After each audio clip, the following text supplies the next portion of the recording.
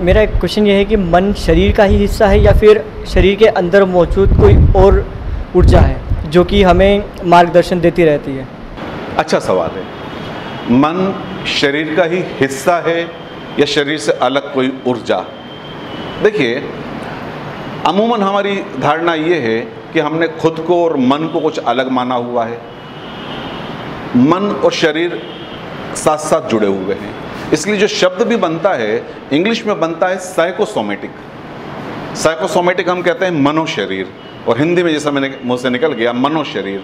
मन और शरीर यहाँ पर अलग अलग नहीं है। बहुत तरह के प्रयोग हैं इस बाबत कि यहाँ शरीर और मन साथ साथ हैं। हम ह्यूमन बीइंग के साथ ये स्थिति है कि हमारा मन और शरीर साथ साथ है। एक जानवर के पास मन नहीं है चूँकि, इसलिए उसके पास सिर्फ शरीर है। चूँकि उसके पास सिर्फ शरीर है इसलिए उसके पास बोरियत नहीं है।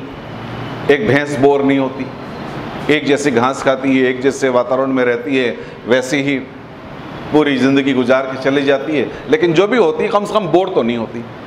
और जिस व्यक्ति का मन जितना ज़्यादा किसी रूप में उर्वर होता है वो व्यक्ति उतना फर्टाइल होता है, उतनी जल्दी बोर हो जाता है या उतनी जल्दी मन के लिए कुछ दूसरे उपाय ढूंढना चाहता है। इसलिए आज टेलीविज़न के इतने चैनल्स हैं और इतने तमाम मनोरंजन के उपाय हैं। तो मन हमसे जुड़ा हुआ है, पहली बात। तो दूसरी बात ये कि मन चूँकि सीधा सीधा जुड़ा हुआ है इसलिए जाने अनजाने हमारे जीवन में इसका पूरा दखल रहे। शरीर पे दखल है।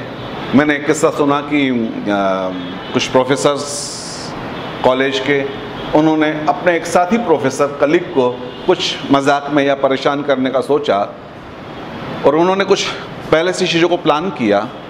प्लान ये किया कि वो प्रोफेसर बंगले में अकेले रहते थे, तो उस बंगले के मालिक को, उस बंगले में जो आने वाला दूध वाला है उससे, कॉलेज में प्यून को, इन 3-4-5 लोगों को उन्होंने पहले से समझाया और प्लानिंग ये किया कि प्रोफेसर सुबह उठे हैं और दूध लेने गए हैं तो दूध वाला बोलता है सर क्या बात है आज आप बीमार लग रहे हैं। और जाहिर अजीब सी बात है, व्यक्ति ने कहा नहीं मैं पूरी तरह स्वस्थ हूँ।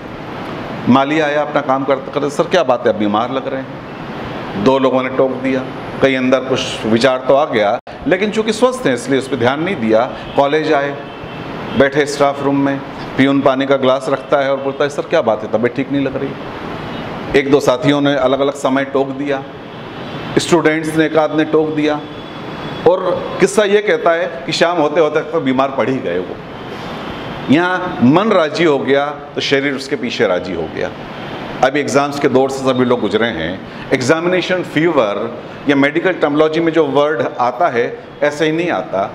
सुबह का वक्त मेरे डॉक्टर मित्रों के साथ गुजरता है, उन्हीं के साथ थोड़ा व्यायाम करता हूँ, उसके बाद उन्हीं के साथ समय गुजारता हूँ। मॉर्निंग टी हम मित्र लोग साथ लेते हैं और जब इस दौरान एग्ज़ाम्स का समय आता है तो बताते हैं आने लगे पेशेंट्स, नौजवान, टीनेजर बच्चे आ रहे हैं और कारण कुछ नज़र नहीं आता, लेकिन हाँ बीमार है। आप टेम्परेचर लेंगे तो ताप आएगा, बीपी ऊपर नीचे आएगा, मानना तो पड़ेगा बीमार है, लेकिन बीमारी का कारण कुछ नहीं है। वो सिर्फ एग्ज़ाम का फोबिया है। एग्ज़ाम सामने हैं, पढ़ाई लिखाई शायद की नहीं है, बचने का उपाय नहीं है, जवाब क्या देंगे समाज को, साथियों को, मित्रों को, परिवार को या खुद को। तो ये मन इतना चालाक है कि उसने कहा कुछ बहाना ढूंढ लो, बहाना ढूंढ लो कि एग्ज़ाम के टाइम में बीमार हो गया था इसलिए मैं कर नहीं पाया, बाकी पढ़ाई तो मैंने सब की थी, आता सब था, लिख नहीं पाया। और मन इतना शरीर को राजी कर देता है कि शरीर बीमार हो जाता है। तो ये एग्ज़ाम के दौरान इस तरह के मन के खेल बहुत सामने आते हैं और ये मन के खेल हम रोज़मर्रा के जीवन में कई मरतबा देखते हैं। हम इसके शुभ परिणाम के रूप में भी देखते हैं कि जब मन एक संकल्प का रूप ले लेता है तो एक अदना सा व्यक्ति, दशरथ माझी का नाम कह दें आप, और उस पर फिल्म बनी और आप उसका पूरा संघर्ष जानते हैं, उसका जीवन संघर्ष जानते हैं कि एक व्यक्ति सहज सा ग्रामीण परिवेश का व्यक्ति, श्रमिक व्यक्ति, और पहाड़ काट के रास्ता बना देता है।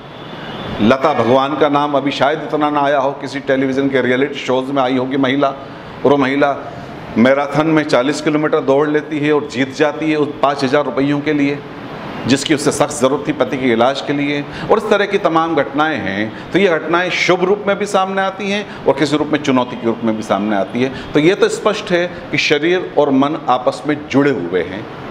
अब ये जुड़ाव हम तब देख पाते हैं जब हमारा व्यू एरियल व्यू होता है।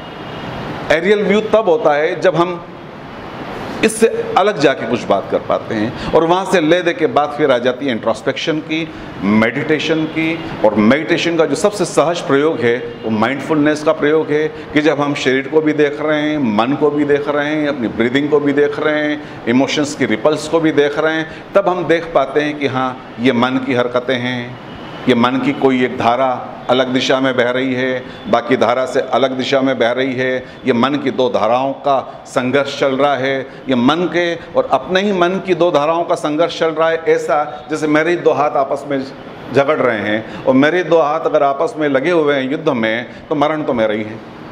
तो आमतौर पे मन को लेके जो पूर्वाग्रह हैं या मन को लेके जो समझ नहीं है, वो सिर्फ इसलिए है कि हमारी पूरी ऊर्जा बहिर्मुख है और ये जो स्व प्रबंधन है इसकी तरफ हमारा ध्यान नहीं है, स्व की तरफ हमारा ध्यान नहीं है। जिस ऑर्गेनाइजेशन को मैं मैनेज करना चाहता हूँ उसकी तरफ भर मैं नहीं देख रहा हूँ, बाकी दुनिया की तरफ देख रहा हूँ, तो मैं उससे कैसे मैनेज करूँगा।